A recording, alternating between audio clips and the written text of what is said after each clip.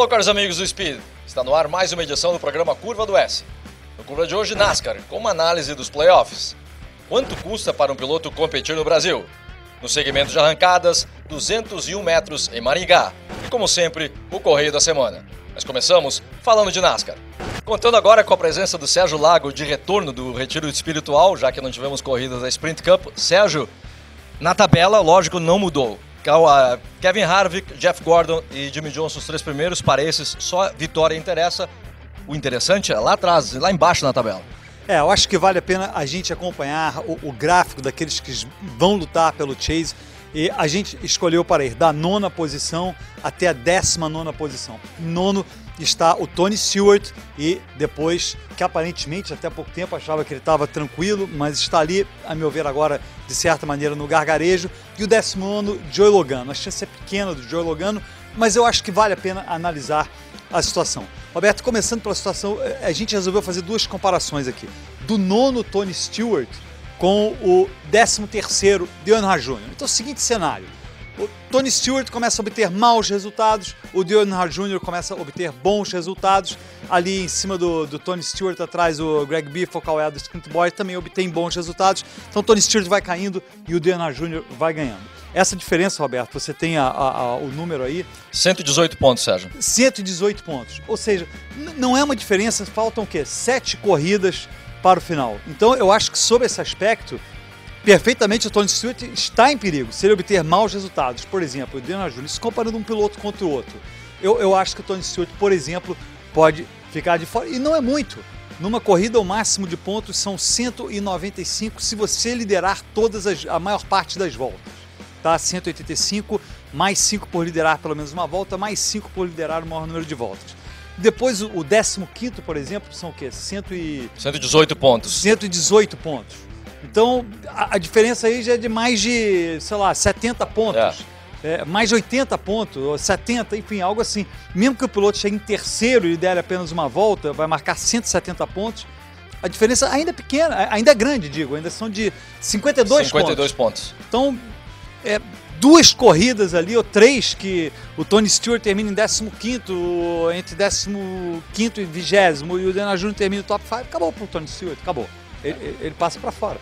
E esse gráfico que a gente viu foi em relação ao 9º ao 13º. Agora, o outro gráfico interessante, certo? O Clint Bowyer é o 12º hoje classificado, 459 pontos. Para o Joey Logano, que é o 19º, a diferença é de apenas 183 pontos. Ou seja, matematicamente falando, é realista para o Joey Logano, realisticamente pensando, ele tem chances de se classificar. Agora, não é só o número 183, são 6 ou 7 pilotos que ele tem que superar antes de chegar ao Clint Bowyer.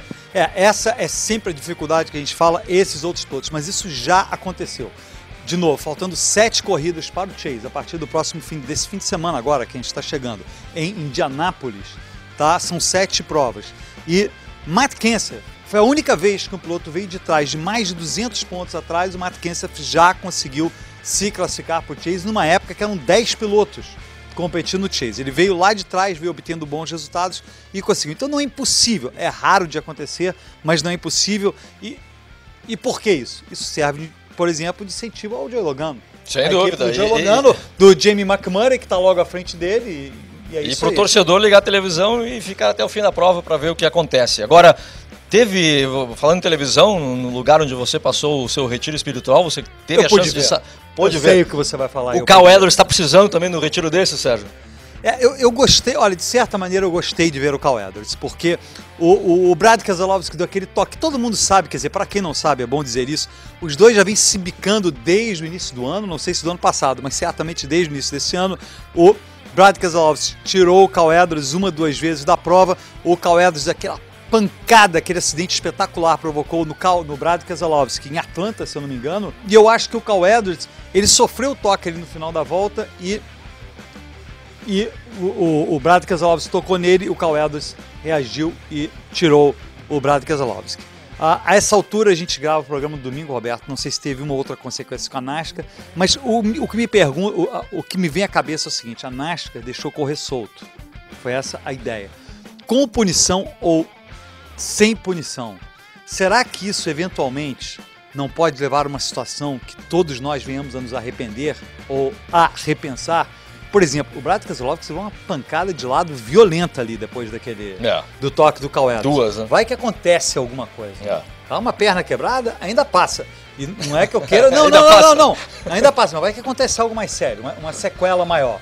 Eu sei que os carros são super seguros, mas são humanos os pilotos, eles não são invulneráveis. E tudo sujeito a fala. Então, isso é o que me passou pela cabeça ali, Roberto. Passou pela cabeça do pai do Brad Keselowski também. Estava quase chorando quando falou para a repórter, dizendo: uma coisa é você querer bater no meu filho, outra coisa é você querer matar o meu filho. São duas coisas bem diferentes e eu não vou aceitar, mas fez parte desse fim de semana da Nationwide Series. Vamos agora acompanhar o segmento Maquineta do Tempo, onde vamos começar a partir de hoje mostrar partes do especial do Curva do S, a história do automobilismo brasileiro.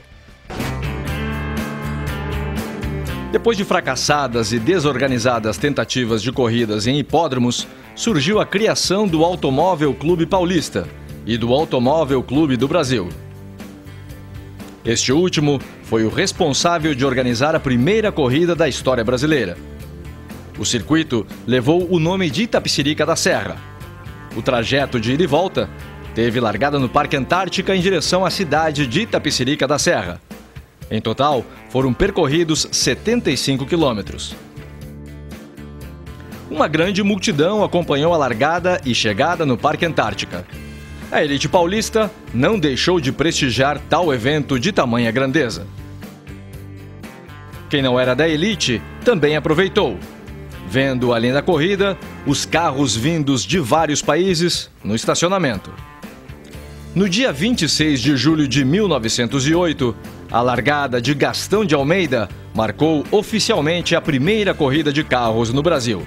O evento foi dividido em 4 categorias para carros de diferentes potências e também uma categoria de motocicletas, com a participação de 3 motos da marca francesa Griffon.